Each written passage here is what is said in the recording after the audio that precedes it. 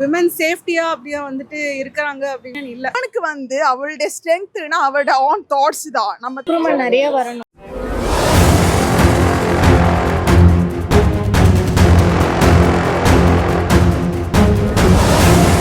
Women safety பத்தி நீங்க என்ன நினைக்கிறீங்களோ அது சொல்லுங்க மேம். விமன் சேஃப்டியா அப்படியே வந்துட்டு இருக்கிறாங்க அப்படின்னா என்னோட ஒப்பீனியன் இல்லை. ஆக்சுவலாக நான் ஒரு டாக்டர் வச்சுருக்கேன்னா நான் அவ்வளோ செக்யூர்டாலாம் ஃபீல் பண்ணல.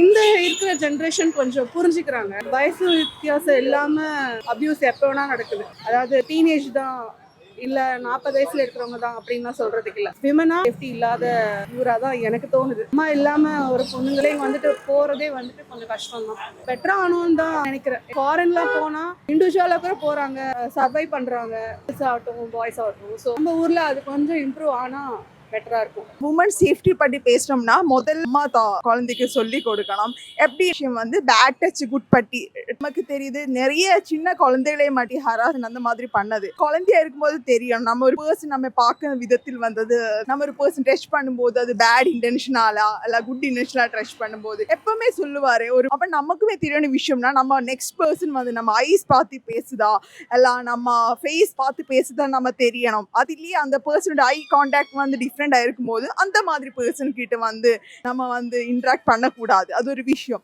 செகண்ட் விஷயம் என்னன்னா, நம்ம என்ன ஒரு நெக்ஸ்ட் பர்சன் தப்பான பேசியாலுமே நமக்கு அந்த ஸ்போர்ட்லேயே இப்போ ஒரு ஊர்ல ஒரு 1-2 பர்சன்ஸ் தான் கெட்ட பர்சன்ஸா இருக்குது. ஆனா நெக்ஸ்ட் பர்சன்ஸ் எல்லாமே நம்ம தான் சப்போர்ட் பண்ணுது.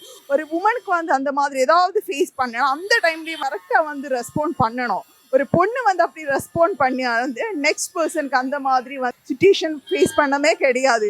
உமனுக்கு அவளுடைய ஸ்ட்ரென்த்னா அவளோட ஆன் தாட்ஸ் தான். நம்ம தெரியன ஒரு விஷயம் என்னன்னா, உமனுக்கு ட்ரெடிஷ்னல் மார்ஷியல் ஆர்ட்ஸ் இல்லையா அந்த மாதிரி கொஞ்சம் லேர்ன் பண்ணி கொஞ்சம் கூட கரேஜ் அந்த மாதிரி கிடைக்குது. இப்போ கராட்டே குஸ்தி ஒரு ஃபுல்லா லேர்ன் பண்ணணும் கிடையாது. பிளாக் கொஞ்சம் ஒரு பர்சன் அப்படி நமக்கு பண்ணணும்னா யோசனை இருக்கா. வேற ஈஸியான ஒரு டெக்னிக் பெப்பர் ஸ்ப்ரே கையில வைக்கலாம். என்னன்னா ஒரு உமன் தனியா போகும்போது பெப்பர் ஸ்ப்ரே கையில வச்சு நமக்கு அப் பர்சன் அட்டாக் பண்ணதுக்கு ஈஸியா இருக்கு. வேற ஒரு தனியா டிராவல் பண்ணும்போது நம்ம ரூட் மேப் நம்ம தெரிஞ்ச பர்சன் கிட்ட நம்ம ஷேர் பண்ணணும். அப்படி இருந்தா உமன்ஸ்க்கு சேஃப்டியா இந்த வேர்ல்டுல வாழ்க்க முடியும். இம்ப்ரூவ்மெண்ட் நிறைய வரணும். பாசிபிள் சொல்யூஷன்ஸ் நிறைய வரணும்.